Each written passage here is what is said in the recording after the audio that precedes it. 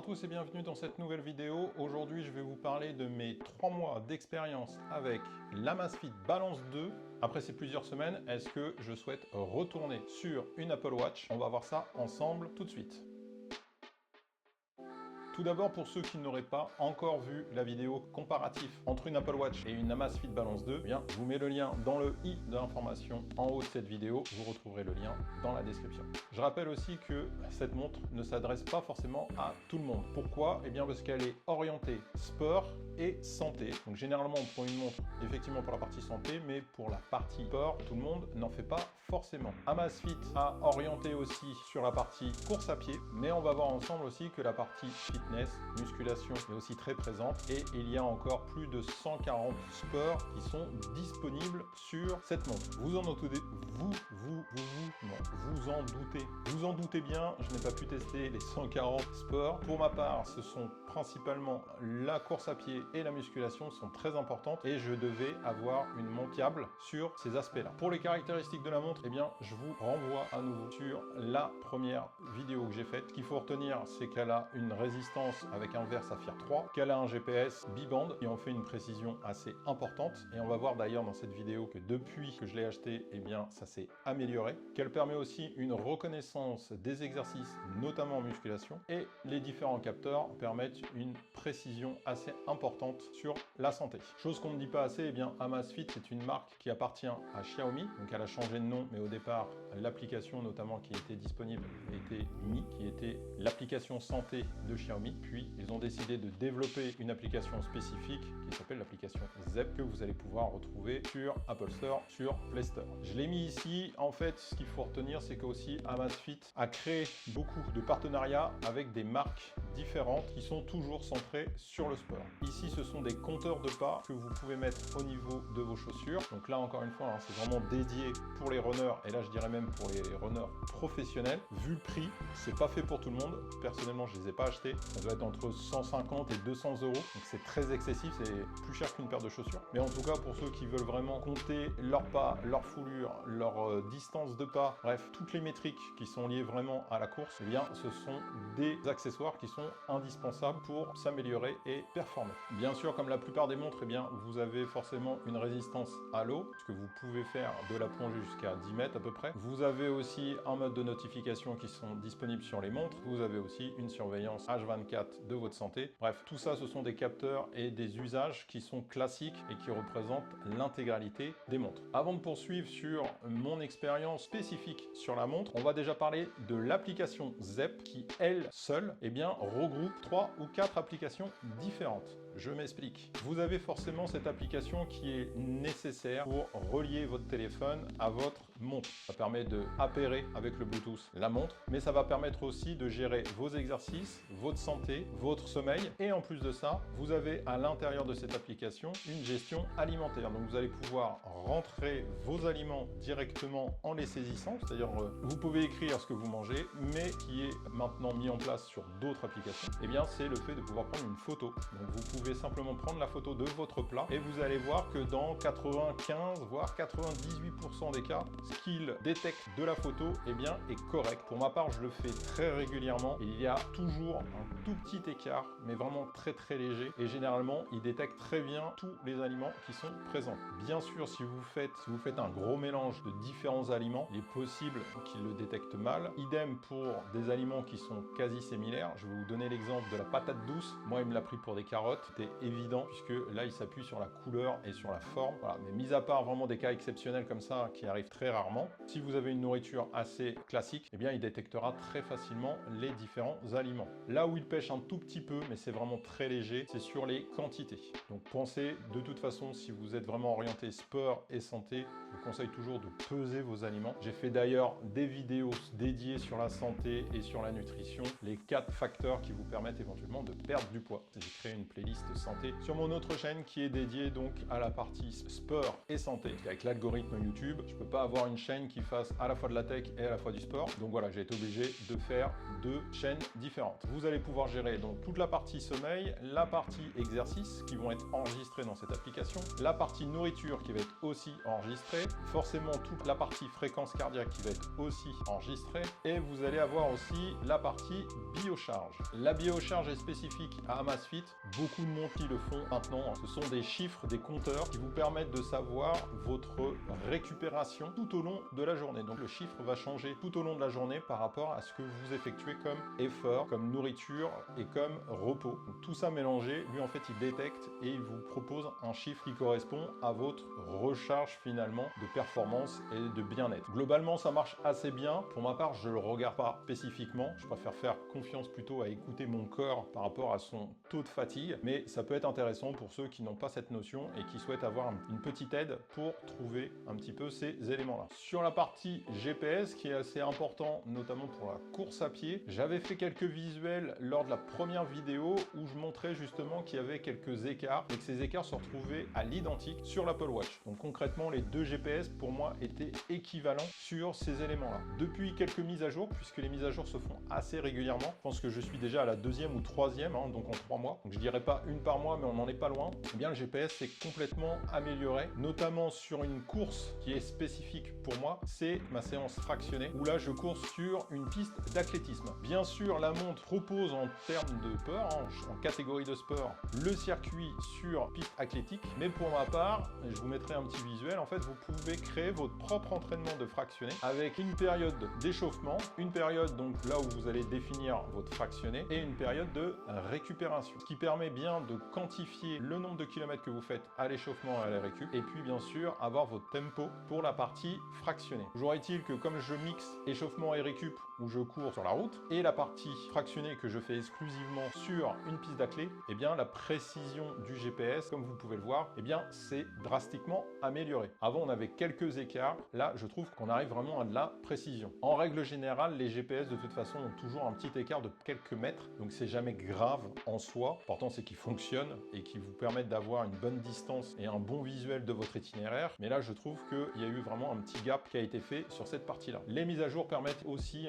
de stabiliser le système et d'apporter aussi quelques nouvelles fonctions. Depuis quelques temps, ils nous proposent des fameux badges pour des sortes de records. Voilà, si vous avez fait le meilleur temps sur 5 km, 10 km, bref, une tonne de badges qui sont mis à disposition. Bon, ça, c'est plus un peu pour le fun, c'est pas vraiment très utile au quotidien. Les quelques défauts de cette montre, j'en avais déjà parlé. Maintenant, est-ce qu'au bout de 3 mois, c'est vraiment très gênant? Concrètement, non. On se fait rapidement à ne pas avoir certaines des fonctionnalités qu'on avait avant sur l'Apple Watch ou sur d'autres montres, notamment répondre aux messages. Ça peut être un inconvénient, mais vraiment ne pas avoir l'Apple Pay sur la montre, clairement, moi je l'utilisais plus depuis des années, donc aucune perte là-dessus. Sur la partie justement application, eh bien il y a un store applicatif qui est proposé dans l'application Zepp. Et là, je recommande surtout d'avoir un téléphone Android, puisque beaucoup d'applications sont régulièrement mises à jour et surtout arrivent pour la partie Android. Une que je peux citer qui me semble assez intéressante, eh bien c'est la partie Spotify, puisqu'il y a une application qui vous permet de contrôler Spotify depuis votre montre, lancer une playlist et autres. Bien sûr, c'est à travers le Bluetooth et donc c'est bien votre téléphone, mais vous la contrôlez depuis votre montre. Donc ça laisse une certaine liberté. Pour la partie musique, puisque je suis dessus, si vous souhaitez avoir directement de la musique uniquement sur cette montre, eh bien il faudra charger des MP3. Ça peut être un inconvénient. Pour ma part, eh bien je me suis adapté justement à ces contraintes. Pas de eSIM sur cette montre. Ça faisait des années que je courais uniquement avec mon Apple Watch qui avait la eSIM intégrée dedans. Donc là, j'ai été obligé de me réadapter à courir sans la eSIM, mais du coup avec mon téléphone. À la base, j'avais un 14 Pro Max, très gros, très volumineux, très lourd. C'était vraiment pas simple. Et bien, ce que j'ai fait, c'est que j'ai changé de téléphone et je suis passé donc à l'iPhone Air, plus léger, plus fin. Et sincèrement, c'est beaucoup mieux pour ma part. Et donc, je ne sens même plus le téléphone quand je cours. Donc voilà, j'ai pallié avec ce téléphone-là. Je ferai une vidéo dédiée à l'iPhone Air qui est, pour ma part, je trouve sous-coté. En tout cas, pour ceux qui ont un ancien téléphone type iPhone 13, iPhone 14. J'ai fait des comparatifs entre le 14 Pro Max et l'iPhone Air, notamment sur la partie qualité photo. On verra qu'il n'est pas forcément aussi mauvais qu'on le pense. Donc comme je disais, moi j'utilise cette montre pour le run et pour la musculation. J'avais besoin d'une application qui me permettait de faire mon timing à chaque exercice que je faisais. C'est-à-dire que mes temps de récup, en fait, c'était une application spécifique et j'avais besoin à chaque fois de regarder mon téléphone pour avoir ces temps-là à disposition et donc bien garder ma cadence entre chaque série. La montre, je vous ferai un petit visuel, eh bien, vous permet forcément de lancer votre séance musculation, mais elle calcule les répétitions de certains exercices puisqu'elle détecte les mouvements. Vous pouvez forcément corriger le nombre de mouvements qu'elle a détecté et vous pouvez ajouter du poids si par exemple vous travaillez avec des haltères haltères ou avec des poulies. Donc concrètement, ça vous fait directement votre entraînement et vous pouvez donc comme ça à la fois gérer votre temps de récupération, mais aussi gérer les différents exercices que vous faites. À la fin, vous retrouverez toute une fiche qui permet de regarder les muscles, comment vous les avez travaillés, votre rythme cardiaque bien évidemment, mais tout à la fin, vous allez avoir toute la liste de tous les exercices que vous avez fait. Le petit bémol, c'est que la plupart sont en anglais, que la base n'est pas complète. Il y a des exercices très basiques en musculation qui ne sont toujours pas présents. Ça, c'est vraiment regrettable. Je pense qu'ils peuvent s'améliorer sur ce point et faire facilement des mises à jour. Mais en tout cas, moi, pour ma partie, je me suis adapté. J'ai regardé en anglais ce que voulaient dire certains termes pour pouvoir les adapter et donc les utiliser au sein de mes exercices. Donc là, vous avez un rapport complet sur votre séance musculation et voir justement quels sont les muscles qui ont été les plus sollicités. Sincèrement, c'est assez impressionnant et j'ai pas vu ça sur l'Apple Watch. Pour la partie fréquence cardiaque, je n'ai pas retesté depuis plusieurs temps des runs uniquement avec la montre. J'ai préféré acheter directement la ceinture cardiaque Polar pour avoir des mesures très spécifiques et surtout plus fiables. Vous le savez, sur une montre, en fait, comme elle est au poignet, généralement les chiffres qui sont donnés sont soit sous-évalués, soit surévalués. Donc vous avez toujours un petit écart. Encore une fois, si vous faites de la course à pied 2 à 3 fois par semaine, grand max, la montre suffit largement. Si vous faites plus de run ou si vous êtes un petit peu plus perfectionné ou vous souhaitez avoir des mesures très précises, je vous recommande bien sûr la ceinture cardiaque. Pour ma part, je l'ai fait, j'ai testé. Je ne sais plus si j'avais fait une vidéo dessus, mais en tout cas, il faudrait que je la fasse. Il est clair que l'Amazfit, elle a quelques légers problèmes sur les hautes intensités et donc sur les fréquences cardiaques élevées. Au-delà de 160, en tout cas pour ma part, elle a du mal à bien calculer le BPM et je me retrouvais facilement avec 10 BPM de plus, donc ce qui était excessif. Voilà. L'Apple Watch étant plus fiable, en tout cas elle est reconnue par des tests plus fiables que la plupart des montres, même des Garmin, là je savais que l'Amazfit n'était pas du tout en capacité de me donner des bonnes fréquences cardiaques. J'ai préféré donc investir dans une ceinture cardiaque et je l'utilise vraiment est-ce que pour le run. Pour la partie musculation, je reste que avec ma montre, que je dépasse rarement les 140 ou les 150 BPM, je n'ai pas forcément besoin de la ceinture cardiaque. Amazfit tient 8 jours, là aussi ça s'est excessivement amélioré. Là, quand j'ai commencé mes tests, on était à peu près sur 6-7 jours. Aujourd'hui, on est à plus de 8 jours. Est-ce qu'elle s'adresse à tout le monde? Pas forcément. Je vais mettre donc en évidence les points qui peuvent vous ralentir par rapport à votre profil. Si vous êtes un sportif, la montre est faite pour vous. Si vous ne faites jamais de sport, ou très rarement, je ne pense pas qu'il faut investir dans ce type de montre. Amazfit propose des montres beaucoup moins chères, tout aussi fiables, puisque la plupart des capteurs sont identiques sur toutes les montres d'Amazfit. Donc vous pouvez facilement retrouver d'autres montres qui seront plus pertinentes pour vous.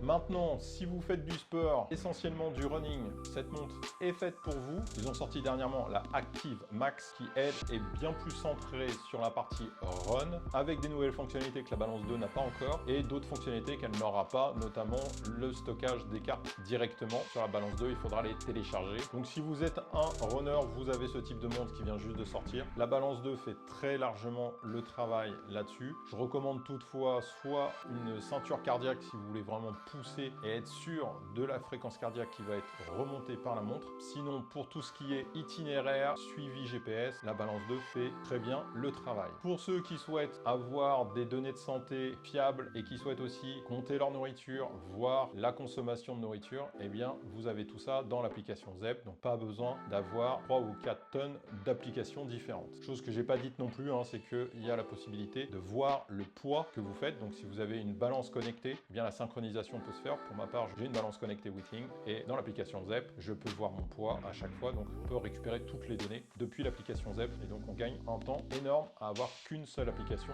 pour autant de données. Bien sûr, pour ceux qui font de la musculation, de l'Aerox, je ne l'ai pas précisé ici, mais j'avais précisé dans la précédente vidéo, Amazfit est le partenaire officiel Aerox et c'est la seule marque qui propose les entraînements Aerox intégrés dans la montre. Donc là aussi, pas besoin d'application spécifique à installer sur la montre pour l'Aerox, c'est conçu pour, c'est dédié pour ça. Et comme je l'ai dit, il y avait plus de 170 activités sportives. Vous avez aussi le golf où vous pouvez donc charger votre parcours et bien sûr la partie plongée que vous pouvez aussi utiliser. Bref, la montre est très complète pour les sportifs. Maintenant, la montre ne s'adresse pas aux personnes qui ont besoin de l'Apple Pay ou d'autres systèmes de paiement directement sur la montre, même si elle embarque un NFC, il n'est pas compatible avec la France et est compatible avec très peu de banques, donc ça ne sera sera pas forcément l'idéal pour vous. Pour tous ceux qui ont l'habitude de répondre et veulent répondre à des SMS, du WhatsApp, du Instagram directement sur la montre, là aussi, ce n'est pas possible actuellement sur cette montre. Vous pourrez tout de même voir les notifications. Elle prend aussi en compte le mode de concentration du téléphone. Pour ceux qui ont l'habitude aussi de contrôler leur maison, donc les lumières et autres objets connectés depuis leur montre, eh bien là aussi, ce n'est pas possible. Hein, c'est spécifique à l'environnement d'Apple. Je pense avoir fait le tour. Pour résumer, est-ce que je suis content de la Amazfit Balance 2? Je vais vous dire clairement oui, mais pour mes usages. Je ne retournerai plus chez Apple, à part s'il y a vraiment une énorme évolution de la part de Apple sur le sujet. La partie applicative, eh bien, on a plus de données, plus d'informations et plus de possibilités depuis l'application Zepp, on l'a depuis l'application Santé ou même l'application Watch. Côté sport, eh bien, j'ai plus de possibilités de paramétrer, de personnaliser mes entraînements depuis l'application Zepp, notamment si je veux faire un wood, eh bien j'ai pu le faire, donc ça spécifique au cross training, mais en tout cas ça marche. Bref, comme vous comprenez, eh bien pour mon usage, pour mon quotidien, je trouve que l'Amazfit répond à 95-98%